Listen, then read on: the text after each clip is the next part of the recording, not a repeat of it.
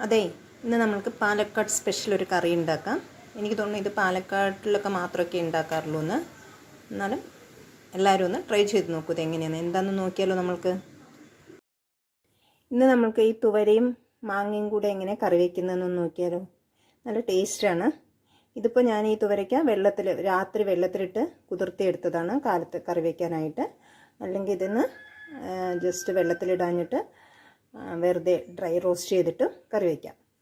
അപ്പം ഞാനിത് വെള്ളത്തിലിട്ട് കുതിർത്തെടുത്തിട്ടുണ്ട്. അതിന് ശേഷം കഴുകിയെടുത്തതാണ്.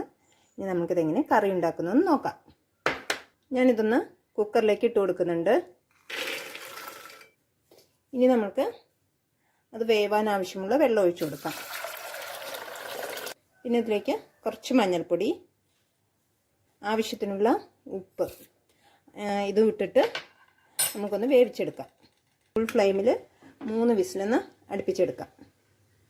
ഇത് 3 വിസിലടിച്ചിട്ട് ഫുൾ പ്രഷറും പോകുന്നവരെ വെച്ചതാണ്. ജസ്റ്റ് ഒന്ന് തുറന്ന് നോക്കട്ടെ. തുമരിക്കെല്ലാം നന്നായി വെന്തിട്ടുണ്ട്.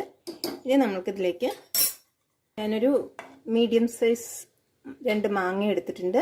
ഈ മാങ്ങ തോലെല്ലാം കളഞ്ഞ് ഒരു ചെറിയ പീസാക്കി എടുത്തതാണ്. ഇനി നമുക്ക് ഈ മാങ്ങ ഇതിലേക്ക് ചേർക്കാം. പിന്നെ എരിവിന് ആവശ്യമുള്ള മുളക് പൊടി, 1 സ്പൂൺ മല്ലിപ്പൊടി,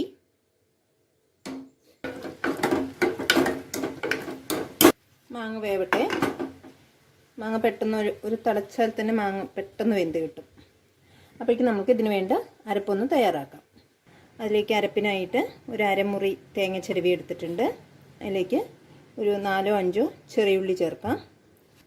1/4 സ്പൂൺ ചെറിയ ജീരകം, അതും ഇട്ട് കുറച്ച് വെള്ളവും കൂടെ ഒഴിച്ചിട്ട് ഇത് നന്നായിട്ടൊന്ന് അരച്ചെടുക്കാം. മാങ്ങയും തുമരയ്ക്കും എല്ലാം നന്നായി വെന്തിട്ടുണ്ട്. ഇനി ഇതിലേക്ക് നമ്മൾ അരച്ച തേങ്ങ കൂടെ ഇതിലേക്ക് ചേർക്കാം. ആവശ്യത്തിനുള്ള വെള്ളം ചേർക്കാം. വെള്ളമൊക്കെ ഒഴിച്ചിട്ട് ഇതൊന്ന് നല്ലപോലെ ഒന്ന് തിളയ്ക്കട്ടെ. കറി ഇപ്പോൾ നല്ലപോലെ തിളച്ചിട്ടുണ്ട്. ഇനി നമുക്കിതിലേക്ക് കുറച്ച് കറിവേപ്പിലയും ചെറിയുള്ളിയും കടുകും കൂടെ വറുത്തതും കൂടെ ചേർക്കാം. ഇപ്പോൾ നമ്മുടെ കറി റെഡി ആയിട്ടുണ്ട്. തുവര മാങ്ങ കറി നല്ല ടേസ്റ്റിയായ കറിയാണ്. എല്ലാവരും ഒന്ന് ട്രൈ ചെയ്ത് നോക്കാം. അപ്പോൾ താങ്ക് യു.